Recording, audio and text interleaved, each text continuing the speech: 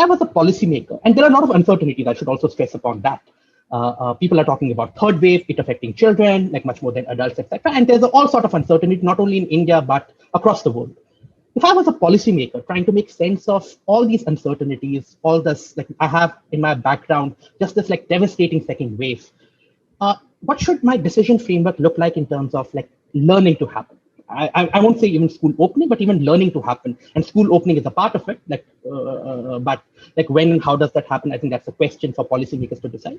There are three critical elements that are emerging, and they need to be solved almost simultaneously. But I think each one has a lot of work to be done. The first one, which is pretty obvious, is that there is a massive learning loss due to a gap of 2 years. So imagine a grade 3 child who is entering grade 3 today is actually what I would call at grade 0.5 or grade 0.25, which basically means that this child had never gone to school for a year, which is the grade 2 never happened. The grade 1 happened, and there would be a slide in whatever that child would have learned.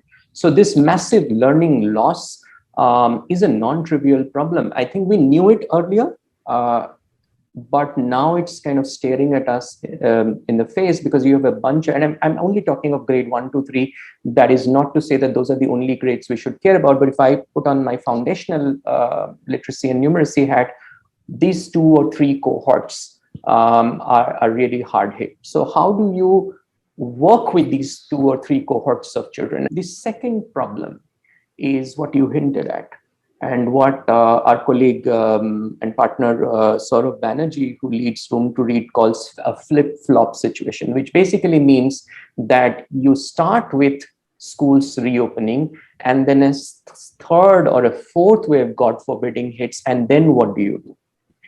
And one of the big learnings from the last time was that when the first wave hit, we created this muscle around our home learning. We kind of opened the taps, so to say, and as the wave receded, we closed the taps down. So are we going to do the same? Are you going to do something different? How is it going to pan out? That's something, there's a second one. The third one, which is extremely critical, which is, I think, something no one should forget about, and that's almost a first or a zeroth order problem, is that children are dislocated from school. Not only do they have access, don't have access to digital devices, but because of migration, because of reverse migration back to their communities, because of dislocations in their families' situations, children are not to be found anywhere in the school. And we've got teachers who are telling us, and I went to a school in UP just when the schools had reopened for a few weeks, and the teacher was telling me that the children who have come back this time are not the same children who I had in school. So she's dealing with a completely new set of children. So how do we really solve for this? Because this was, if India had achieved one big thing, one big victory, it was access, right? Getting children into school. And now we've stepped back. So I think those are the 3 problems to solve. But I'll also look at, also share a few sort of emerging thoughts that we have. And these are not thoughts only from us, but this is also thoughts which we have gleaned through a lot of deliberations with almost 15, 20 programmatic partners, which represent some of the best minds in this domain. We've also been in touch with teachers and the middle management cadre in the states to validate some of these assumptions. And these are some of the emerging thoughts that are coming through. The first thought which is coming through is that restructure the curriculum. And I think this was anyway something that a lot of us who've been working in the domain had been advocating, that you can't have this ambitious curriculum, like you said, but now the time has come to really pick and choose. So you need prioritized learning outcomes. So you need to understand that children will not be able to cover the entire sort of stated curriculum as it says, or the design curriculum or the intended curriculum. So you have to prioritize the learning outcomes. That's the first thing. The second thing you'll have to perhaps do is to understand, and this is going to be tricky because this will take a lot of doing. You have to understand that this learning loss is not going to be remediated through some quick fix remediation acceleration type of a program. It's almost like the car has been in the garage for 2 years. You certainly can't drive it into a Formula One racetrack. So whatever you have to do it over 2 years. And thankfully, some of the governments that we are working with have begun to realize that. And here is what it may look like. So imagine a grade 2 child, right? A child who's entering grade 2 this year. This year, in the coming year, hopefully if schools remain open, the grade 2 child will be taken back to grade 1 competencies. So, right, so you sort of make up for that loss. You cover a little bit of grade 2 competencies. You still haven't by the end of grade 2 reached end of grade 2. Then coming year, when they technically enter what is grade 3, you actually start with grade 2 and then go on to grade 3. So in the third year, by the time they reach grade 4, they hopefully will catch up. So I think giving children and teachers this opportunity to catch up over a slightly longer period of time is going to be critical. And in order to do that, you need a couple of changes in the classroom. One is that it's pretty obvious that standard definitions of grade is not going to hold. So you'll have to assess children, group them, what's commonly known as teaching at the right level into groups. But you also have to design curriculum which is specifically designed to cater for this kind of learning loss, right? You can't teach children as if they were in the previous system. That's one. The other important thing, Praveen, which is coming very, very clear is socio-emotional learning is going to be a very big part of how we educate children.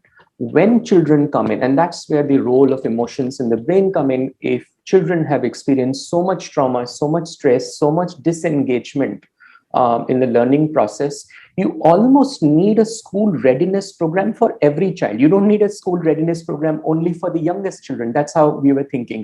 And the last point I wanted to make, where some tough decisions have to be taken, is on instructional time. I mean, you know this, that when teachers come to school, and this is a diagnostic we did a couple of years ago in one of the large states in India, only 15% of their time in school is actually spent in instruction. You can't have that. You can't have that kind of time on task and expect that children are going to learn better. So you really have to set aside instructional time. And what you need to understand is that the way children learn is not very linear, right? So if you want to learn master literacy, you need to focus on decoding, on basic reading comprehension, on orality. All of those things need to be emphasized every day. You can't just stop after doing some basic work on that, or some foundational skills in math, for example, operations. So you have to set aside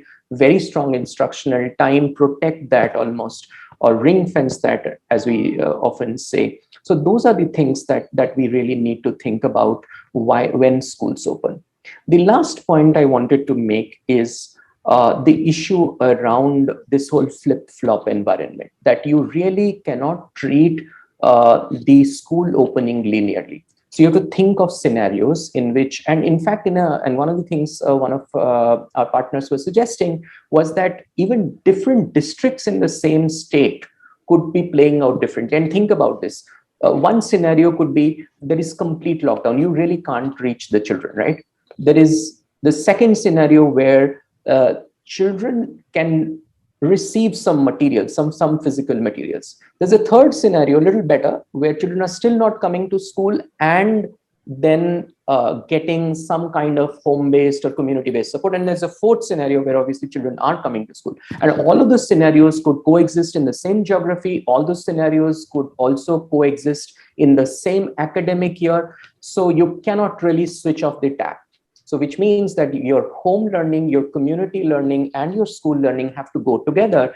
And you have to design the curriculum in a modular way so that if one track gets switched off, a mirror of that almost exists. So if I am learning a piece of content in school, is there a home learning equivalent of it? So it's complex, but I would summarize it by saying we have to take some hard decisions.